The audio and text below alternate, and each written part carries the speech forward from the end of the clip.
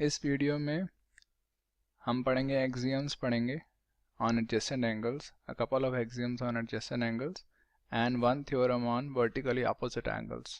ठीक है. So first axiom. So first of all axiom का मतलब होता है something जिसको हम we take as granted कि ये true है. ठीक है. इसको हम प्रूव नहीं करते हैं, इसका मतलब हम इसको मान लेते हैं कि हाँ ये ठीक है. ठीक है. Just by common sense or intuition. तो फर्स्ट एग्जाम क्या है हमारी, इफ रे स्टैंड्स ऑन अ लाइन, सो इस केस में लेट्स से कि एक्स वाई हमारी रे है and it stands on a line A B. ठीक है. Then the sum of two adjacent angles so formed as 180 degree. तो इस केस में एडजेसेंट एंगल्स कौन कौन से हैं, एंगल ए ओ वाई और एंगल बी ओ वाई, ये एडजेसेंट एंगल्स है. एडजेसेंट एंगल्स इस लाइन में और भी बन सकते हैं, right, you know that. Angle B O Y and angle XOB are also adjacent angles. And similarly, यहाँ पे भी angle AOY and angle AOX are also adjacent angles. But let's for the given example, let's take कि angle AOY और BOY are adjacent angles. तो इसमें ये कह रहा है कि since this ray stands on a line, AOB एक line है, इसका मतलब है angle AOY plus angle BOY should be equals to 180 degree. ये एक्सियम कह रही है. ठीक है, कि एंगल ए ओ वाई और एंगल बी ओ वाई क्या होगा, 180 डिग्री होगा. वैसे भी देखने से ये पता लग रहा है कि सिंस ये दोनों जो हमारे एंगल्स हैं, एंगल ए ओ वाई और एंगल बी ओ वाई, दोनों मिला के पूरी एक लाइन कंप्लीट कर रहे हैं, तो इनका सम वैसे ही 180 डिग्री होना चाहिए, राइट. क्योंकि हमें पता है कि एक सर्कल जो होता है उसमें कितना एंगल होता है अंदर, 360 डिग्री होता है ना. तो अगर हम सर्कल को ऐसे एक लाइन से डिवाइड कर दें तो उसके ऊपर भी 180 डिग्री होगा, उसके नीचे भी 180 डिग्री होगा ना, राइट. सो एक लाइन जो एक स्ट्रेट लाइन होती है, मेरे यहाँ पे बिल्कुल भी स्ट्रेट लाइन नहीं आ रही है, पर वैसे जो एक स्ट्रेट लाइन होती है उसका उसके ऊपर तो एंगल 180 डिग्री होता है ना. तो इसमें क्योंकि एंगल ए ओ वाई और बी ओ वाई पूरी एक स्ट्रेट लाइन बना रहे हैं which is A B line, A O B line, तो इसमें 180 डिग्री होना चाहिए. This is what this axiom is saying, जो कि आराम से में समझ भी आ सकता है, राइट. बट हमें मैथमेटिकल यूज़ में आगे जाके बोलना पड़ेगा कि हम एक्सियम यूज़ कर रहे हैं, क्योंकि एक लाइन के ऊपर खड़े हैं तो इनका एडजेसेंट एंगल्स का सम 180 डिग्री होगा. ठीक है. नाउ सेकंड एक्सियम जो है वो उसकी पैरेलल है.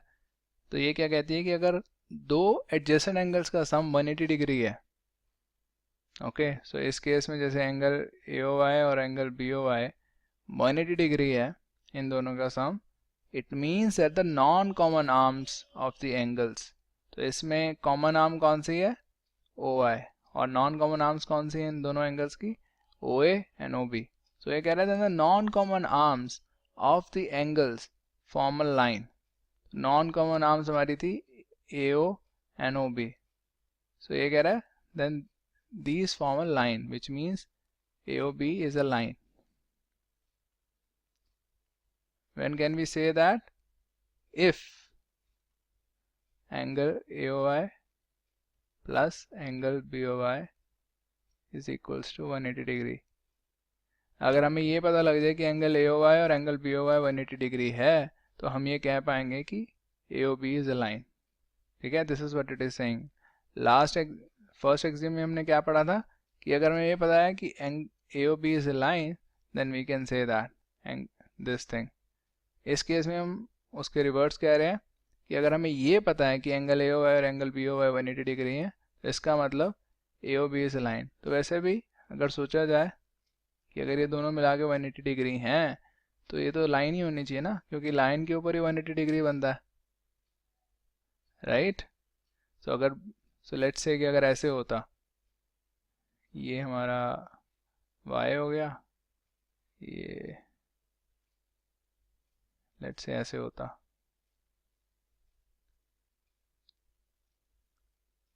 तो ये हमारा क्या है, एंगल ए हो आई, और ये हमारा क्या बन गया, एंगल दिस BOI। ठीक है, इस केस में भी एडजेसेंट एंगल्स हैं, एंगल AOY और BOY। ठीक है, बट इस केस में इनका सम 180 डिग्री नहीं होगा, राइट? क्योंकि अगर मैं इस AO लाइन को एक्सटेंड करूं, समझ लो AO A डैश से, तो क्योंकि angle BOY is greater than angle YOA dash, तो इसलिए एंगल AOY और एंगल BOY मिला के 180 डिग्री नहीं होगा, राइट? तो इस केस में हम देख भी पा रहे हैं कि जो AOB है वो एक लाइन नहीं है, right? AOB is not a line, right? ये दो लाइन सेगमेंट्स को ज्वाइन करा हुआ है। ठीक है, now comes the theorem. Theorems क्या होती हैं? जिनको हमें प्रूव करना होता है। ओके, सो एक्सियम्स को हमें प्रूव नहीं करना होता, वो हम देख के मान लेते हैं कि हाँ ये ऐसे ही है। ठीक है, बट थ्योरम्स को हमें लॉजिकली प्रूव करना पड़ता है। तो ये थ्योरम क्या कह रही है? If two lines intersect each other, तो इस केस में हमारी टू लाइंस हैं AB and XY, they are intersecting at the point O, और उससे हमारे ये चार एंगल्स बन के आ रहे हैं जो यहाँ पे दिखाए गए हैं। Then the vertically opposite angles are equal. तो वर्टिकली अपोजिट एंगल्स क्या होते हैं? हमने अभी पढ़ा था। तो इस केस में वर्टिकली अपोजिट एंगल्स हैं angle BOY and angle AOX। ये एक पेयर है वर्टिकली अपोजिट एंगल्स का। दूसरा पेयर कौन सा है? AOY और BOX, राइट? तो अब हमें ये प्रूव करना है, तो हमें ये तो इफ़ का मतलब है ये हमें दिया हुआ है, और then vertically opposite angles are equal. तो हमें इस केस में प्रूव करना है कि अगर इंटरसेक्ट करते हैं तो वर्टिकली अपोजिट एंगल्स इक्वल होते हैं। तो इस केस में हमें प्रूव करना है that angle AOX is equals to angle BOI and angle AOI is equals to angle BOX। ये हमें प्रूव करना है, टू प्रूव। तो कैसे प्रूव करेंगे?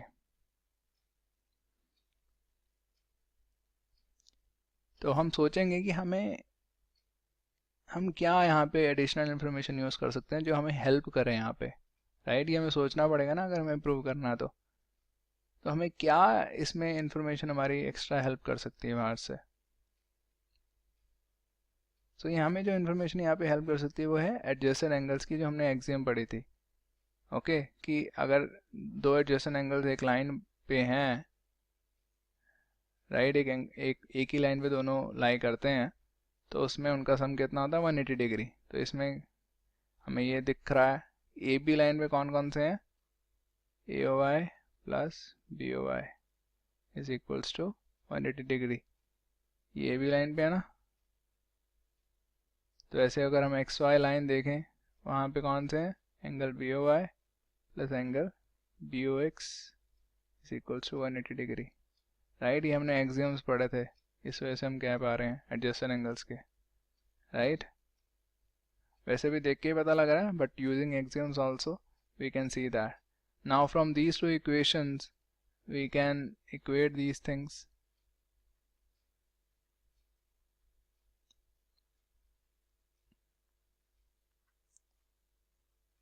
राइट? so बॉय से बॉय कट जाएगा, क्या रह जाएगा हमारे पास? Angle AOY is equals to angle BOX, right? So एक चीज़ हमारी ये प्रूव होगी। अब सेकंड चीज़ रहेगी, AOX को हमने BOI के इक्वल प्रूव करना है। अब यहाँ पे AOX कहाँ पे आ रहा है? यहाँ पे हम AOX पे कौन सी इक्वेशन लगा सकते हैं? AOX plus angle BOX is equals to 180 degree, right? क्योंकि ये दोनों कौन से लाइन पे लाई कर रहा है? AB लाइन पे लाइन कर रहे हैं, दोनों नीचे वाले एंगल्स हैं AB लाइन के। So now we know that angle BOX is equals to angle AOI.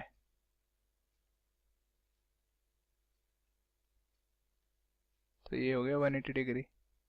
अब ये हमें पता है, और क्या पता है हमें? और ये भी हमें पता है। तो इस केस में हम क्या लिख सकते हैं? Angle AOX plus angle AOI is equals to angle AOI plus